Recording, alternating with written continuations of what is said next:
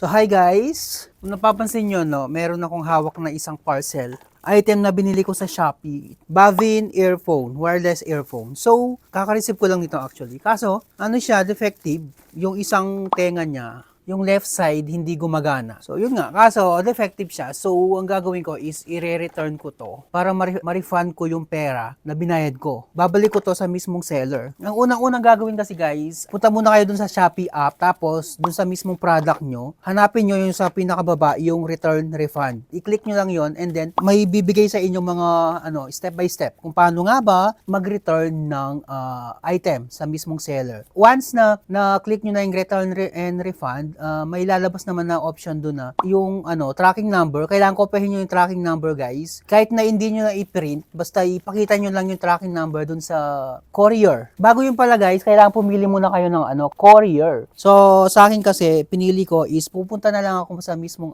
courier, which is yung JNT Express. So ayun nga, magbibigay sila ng waybill. Importante yun guys. Pwede nyong i-print o kaya ipakita nyo yung mismong waybill na ibinigay ng Shopee. And of course, ang pinaka-importante is yung mismong parcel, yung mismong product. So ito na ngayon guys, just make sure na kapag nagsosoli kayo is, kumbaga complete package pa siya. Although kahit medyo sira-sira na kagaya nito, medyo na UP na yung mga karton, basta importante guys, kumpleto pa yung yung item na nasa loob. Babalik ko na lang yung bubble wrap niya para hindi naman siya gaano sira. Baka mamaya hindi siya tanggapin, di ba?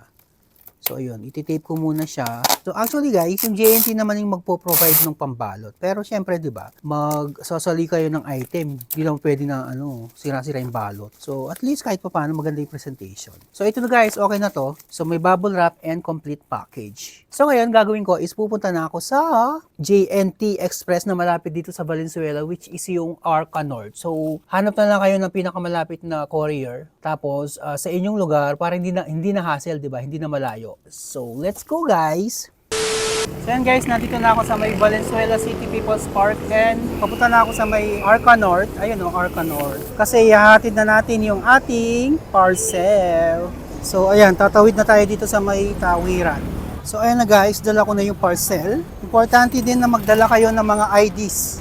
And of course, itong waybill. Importante ito guys. Tapos yung code guys, tandaan nyo na lang. Kahit i-type nyo na lang yung code, di nyo naman kailangan i-print yon. Lalakarin lang natin yung Arca North kasi malapit lang siya dito sa may Valenzuela City People's Park. So ayan guys, paakyat na ako ng hagdan, papunta ng Arca North sa kabila. Tatawid lang, galing pa ako ng City Hall eh. Medyo hinihingal na. Ayan, let's go guys, kaya natin to. So bago pala ako pumunta dito guys, ang ginawa ko doon sa waybill, pinaprint ko and then ginunting ko para maliit lang, konting kembot na lang. Ito na yung Arca North kasi. Naglakad tayo from there. Ayun yung overpass Ayun na JNT Express. Dito lang siya sa may Bureau of Internal Revenue, malapit lang. Sa ilalim lang. Pasok na tayo. Push. Dito na ako sa loob. Dadalhin ko na to. Bigay ko na to.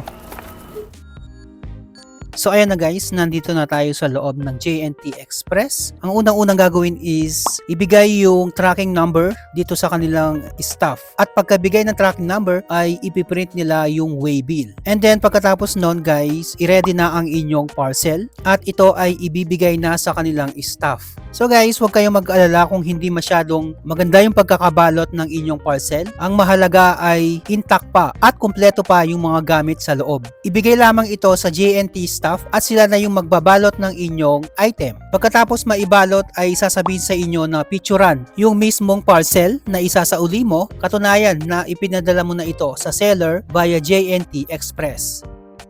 Thank you sir. Di na pala kailangan ng waybill kasi sa kanila namang gagaling. Kapag binigay mo na yung tracking number ng parcel mo guys, sila na yung magpiprint ng waybill. So nagdala pa ako ng waybill. Ayan, di na pala kailangan. So sa kanila naman gagaling. And then kapag na-print na nila yung waybill, bibigyan kanila ng ganitong papel. Andito yung pinaka-address, ganun. Kukuha na ng picture yung iyong parcel. And then after nung mapicturean, so isesend sa seller yung picture na kinuhanan mo. Katunayan na binigay mo na sa JNT. If may mga question pa kayo guys, comment down below.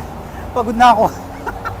Maglalakad pa ako from papunta na City Hall. So ayun guys, if nakatulong tong vlog ko na to, don't forget to LSS, like, share, and subscribe. So thank you very much guys for watching and hope to see you again sa aking next video.